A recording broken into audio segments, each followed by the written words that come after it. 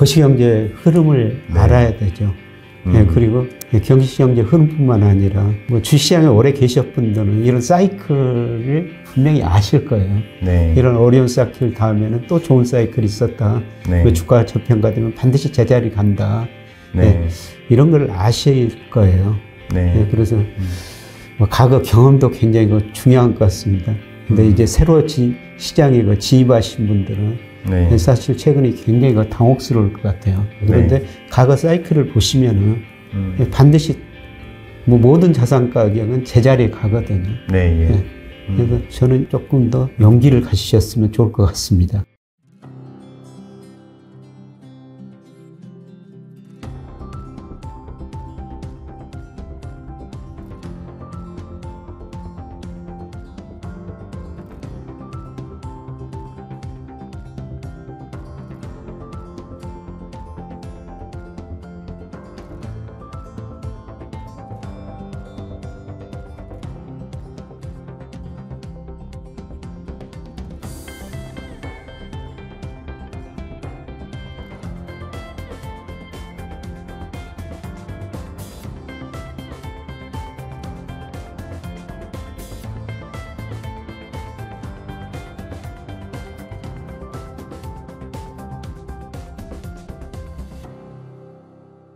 네, 안녕하세요. 김영혁의 경제스쿨 구독자 여러분.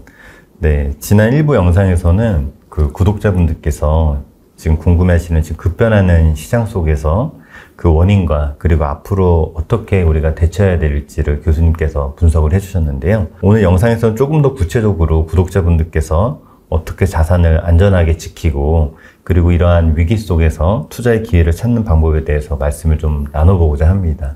네, 교수님 안녕하세요. 예, 안녕하십니까. 네.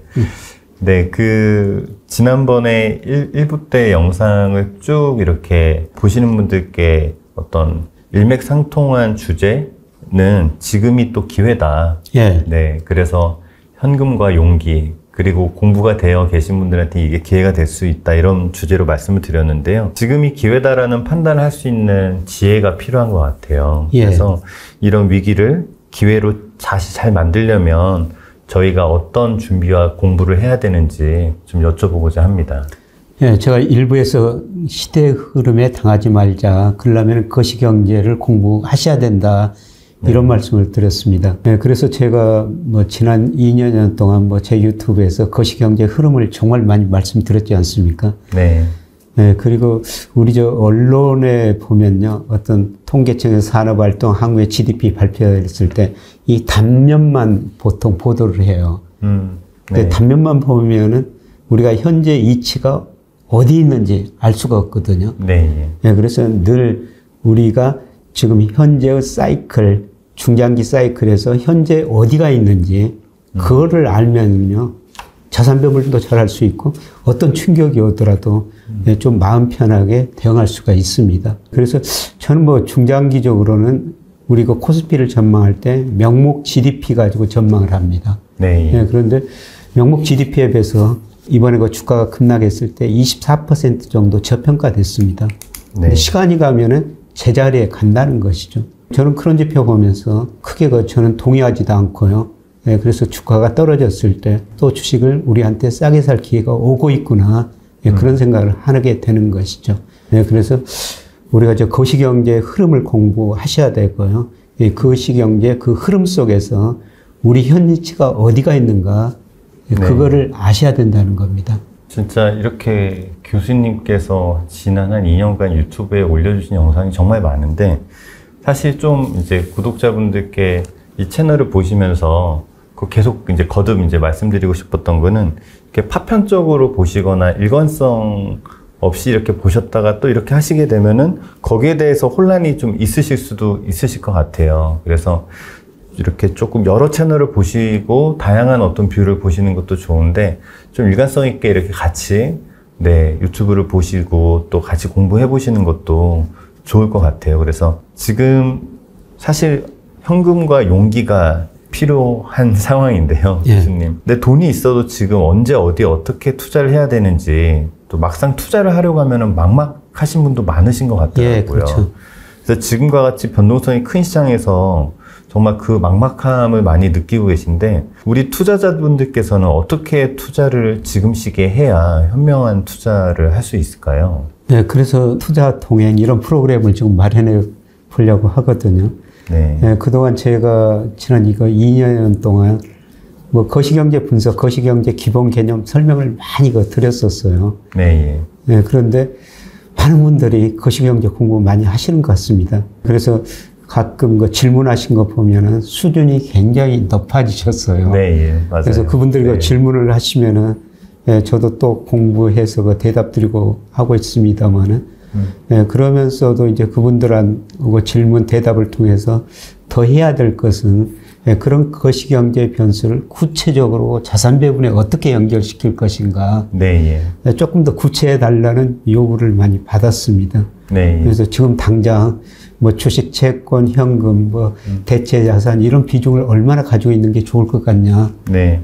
사실 이게 굉장히 중요한 문제죠. 네, 맞습니다. 네, 그래서 제가 그거를 한번 구체화해 보려고 그래요. 네. 그래서 그런 거시경제 변수, 경기 순환에 따라 가지고 이런 국면에서는 주식, 채권, 현금 비중을 얼마나 가져가기 좋을 것 같냐. 네. 이런 자산 배분안을 한번 좀 마련해 보고 싶은데요. 그런데 이번에 주가가 급락하면서 제가 보는 모든 경제 지표에서 주가가 지나치게 저평가되어 있거든요. 네. 그래서 제가 뭐 한 달 정도 7월 중순 이후부터 한 달 정도 주가가 조정을 거칠 것입니다. 네. 그런데 사실 조정폭, 조정 기간은 누구도 알 수가 없는 거죠. 네. 그러나 제가 가지고 있는 뭐 여러 가지 경제 지표를 보면 9월 중순 12월까지는 네. 주시장이 상당히 좋습니다. 네. 그래서 제가 이제 자산 배분안을 앞으로 제시하게 될 텐데요. 네. 뭐 9월 중순부터 물론 뭐 연령별로 다르고 네. 리스크 선호도에 다르실 텐데요. 네. 저는 주식 비중을 좀 가감히 높여 주시는 게 좋을 것 같습니다. 네. 앞으로 이런 말씀을 좀 드릴 것 같습니다. 안 그래도 교수님께서 이번에 새롭게 시작하시는 그 투자 동행 스터디, 거기서 이제 구독자분들께서 많은 관심이 있으신 것 같고, 지금도 많은 분들이 문의를 주시고 계신 것 같아요. 특히 지금 교수님께서 매일 아침, 저녁으로 경제 동향을 또 가르쳐 주시는 것 더불어서 이제 자산을 어떻게 하면 안전하게 잘 분산 관리하는 포트폴리오도 같이 만들면서 이런 공부를 하신다고 들었는데요. 이 거시 경제의 흐름을 알아야 되는 것, 그리고 그와 더불어서 또 자산 배분, 이 두 가지를 어떻게 연관시켜서 공부를 하면 좋을까요? 그래서 뭐 스스로 뭐 공부하시는 게 제일 좋지만은 네. 사실 다 생업이 있으시지 않습니까? 네. 뭐 저처럼 경제 지표를 늘 보실 수는 아마 없을 거예요. 네. 그래서 제가 경제 지표 흐름을 좀 말씀드리고요. 네. 거기에 따라 가지고 구체적으로 자산 배분안을 좀 제시하려고 그래요. 네. 그래서 뭐 이달에 혹은 2, 3개월 후에 어떻게 하시는 게 좋을 것 같습니까?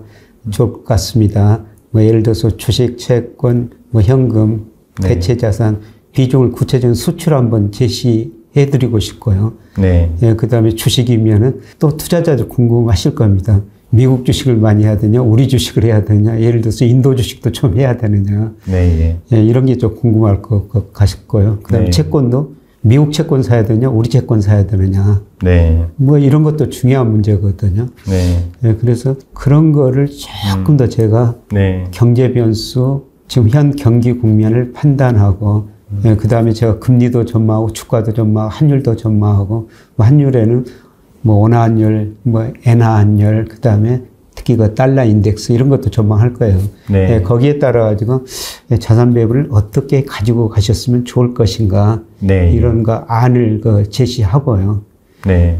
그리고 늘 경제라는 게 변하죠. 이번처럼 충격이 오면은 또 자산 배분을 또 달리해야 되거든요. 그리고 또 우리나라 수출이 세계에서 제일 빨리 발표되고요. 네. 또 10일, 뭐 20일 이런 식으로 수출을 발표하는 나라는 우리나라밖에 없어요. 네. 우리 수출이 세계에서 제일 빨리 국가별 어디로 수출이 잘 되느냐, 그 다음에 또 품목별로 뭐가 잘 되느냐, 이걸 즉각 거기서 정보를 얻을 수가 있거든요. 네. 이러한 정보에 따라 가지고 뭐 재상하고 이렇게 달리 가면은 중간중간 좀 조정도 할 수가 있는 것이죠. 그렇죠. 예. 네. 교수님 실제로 사석에서는 참 많은 저희한테 가르침을 주시는 것 같으세요. 그러니까 다양한 어떤 자산에 이제 투자를 하시면서 뭐 주식, 채권, 뭐 ETF 등등. 근데 그런 부분에 있어서 많은 분들이 또 궁금해 하시고 그런 부분을 또 특히 외부 채널에 나가시게 되시면 그런 질문들을 또 진행자분들께서 많이 주시는 것 같아요. 그래서 또 교수님께서 또 답변을 잘 해주시는데 그게 또 방금 말씀하신 것처럼 어떤 시기에 따라서 계속 변화되는데 그 영상을 또 시간이 지나고 보신 분들은 이미 시장이 변화됐는데 거기에 대해서 판단을 잘못하시는 경우들이 덜어 있으시고 좀 안타까운 사례들도 있으신 것 같아요. 그래서 이번 저희 이제 경제스쿨 채널하고 그리고 투자 동행 스터디에서 조금 더 구체적으로 먼저 그런 것들을 좀 나눠드리려고 준비를 하고 있습니다. 참고로 네. 그런 말씀 하시니까요. 네. 뭐 제가 어쩔 수 없이 다른 채널에도 많이 자제는 하고 있으면 가끔 나가거든요. 네. 예. 근데 어쩌다 한 번씩 몇 개월 만에 한 번씩 나가다 보니까 네. 뭐 지난번에 이런 이야기 했는데 이번에 다른 이야기냐. 네. 그렇게 의문을 가지신 분도 계실 텐데요. 예, 그러나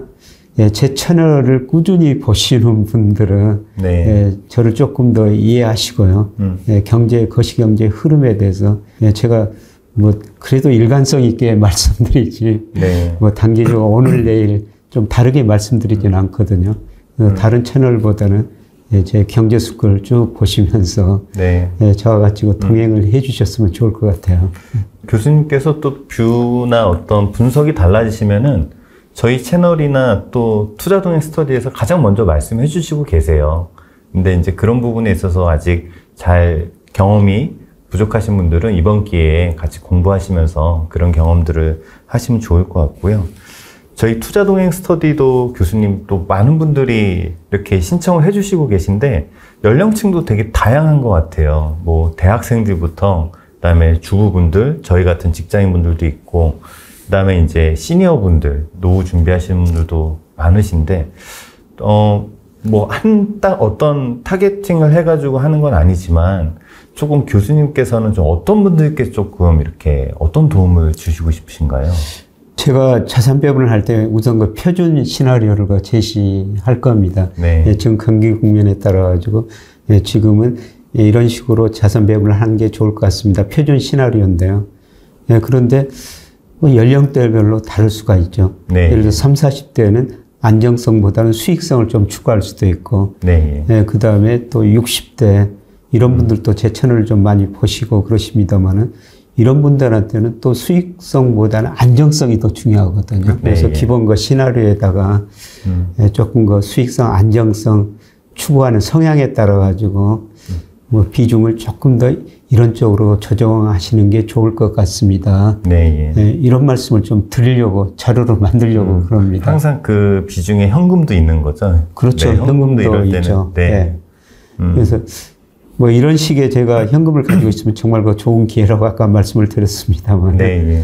뭐 늘 그 현금도 가지고 계시는 게 좋죠. 근데 현금을 그냥 현금 돈으로 가지고 있는 게 아니라요. 네. 그 MMF나 네. 그다음 CMA 네. 뭐 이자는 별로 높지 않지만 그래도 은행 요구 거래금이나 그냥 현금으로 가진 것보다 어느 정도 이자가 나오거든요. 네. 그래서 그런 거는 또 언제든지 주식이나 채권으로 이동할 수가 있어요. 네. 저도 늘 제 계좌에 CMA나 거기에 일정 부분의 돈이 들어가 있습니다. 네. 상황 변화에 따라 그걸 늘리고 줄이고 하는데요.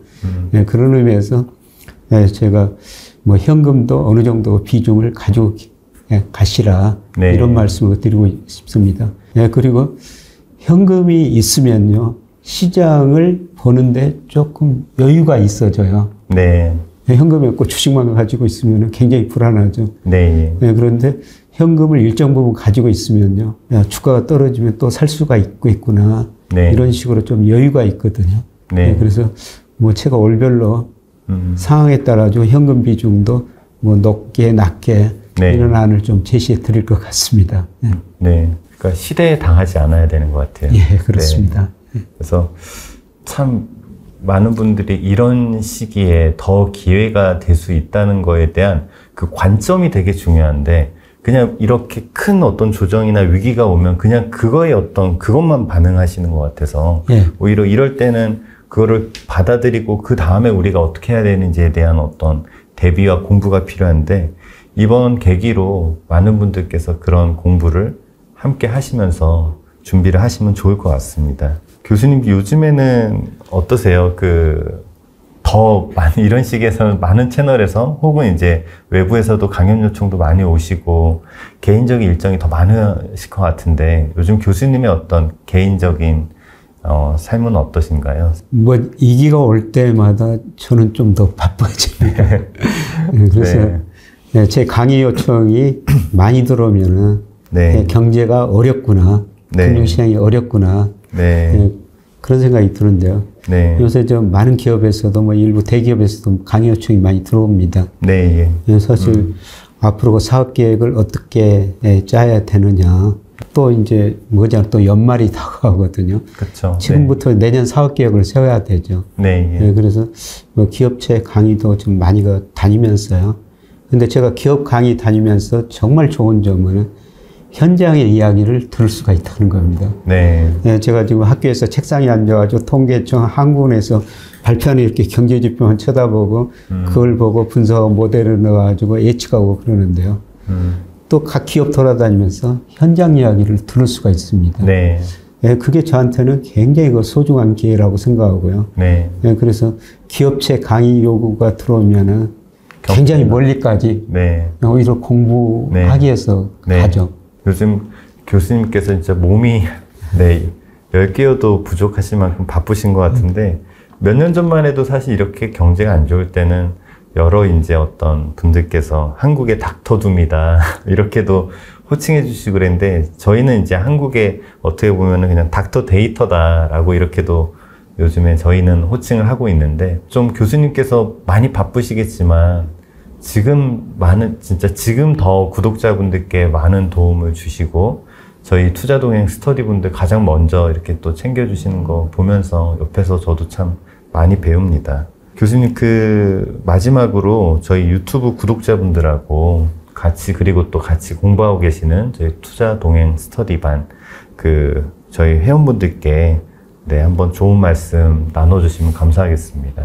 네, 제가 금융 민주주의란 말을 정말 늘고 많이 쓰고 있습니다. 네. 이 말은 여러 번 설명을 드렸습니다. 우리가 금융을 공부하고 금융으로 우리 부를 늘려야 된다는 겁니다.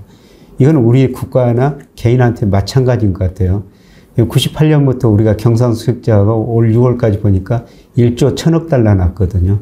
우리가 그 돈 가지고 뭐를 하면은 해외 직접 투자도 하지만은 특히 국민연금 주식 중심으로 해가지고 해외 주식 채권 투자를 많이 하거든요.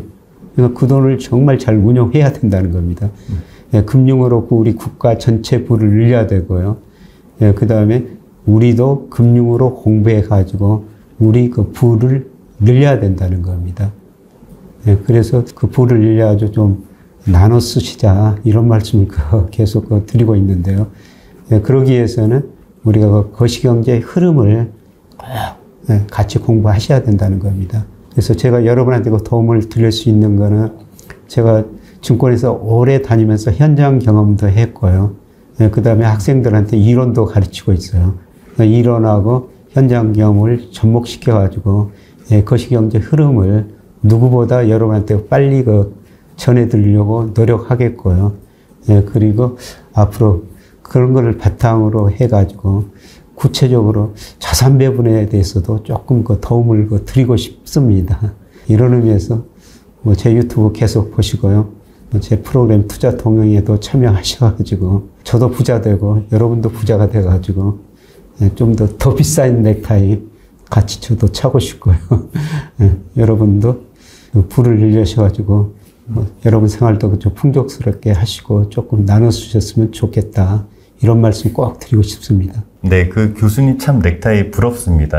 근데 아무나 갖지 못하는 넥타이인 것 같아요. 무려 4,400만 원이라는 작지 않은 돈을 기부하시고 또 어떤 기부해서 또 선물로 주셨는데 앞으로 더 많이 기부하셔서 더 비싼 넥타이 매셨으면 좋겠습니다. 좀 더 사연을 소개하자면요. 제가 이런 책들 써가지고 인쇄를 받고요. 그러면 그 책 인쇄를 전부 기부하고 있습니다. 여러 군데다 기부하고 있는데요. 저희 서강대학교에다가 뭐 한 번에 4,300만 원 낸 게 아니라 인쇄가 들어올 때마다 계속 네. 뭐 1,000만 원 단위로 이렇게 냈었어요. 네. 예, 그랬더니 예, 저희 학교 총장이 기념식을 해주더라고요. 아, 예. 감사하네요. 아, 그래서 이렇게 4,300만 큰 돈이 아는데 정말 큰 돈을 기부하신 분들 계시거든요. 네, 예. 그래서 저는 그거 안 하겠습니다. 그랬더니 네. 당신은 꾸준히 기부하고 있다. 큰 돈은 아니지만. 네. 예, 꾸준히 기부해달라는 의미기도 하네요. 예, 그렇죠. 네. 예, 네. 예, 그래서 그 기념식도 해주고 네. 뭐 학교 학보에다 실어주고 예, 그리고 이 넥타이를 하나 주더라고요. 그런 의미가 그래서, 있는 넥타이였네요. 예, 네. 그래서 의미 있는 넥타이라 좀 말씀을 드린 거고요. 네. 예, 제 소원은 좋은 책도 더 쓰고 예, 그리고 뭐 주식에서 더 돈 많이 벌어가지고 네. 아주 몇 억짜리 넥타이를 하나 차고 싶습니다. 더 많이 기부하시도록 저희도 열심히 하겠습니다. 네. 고맙습니다. 네.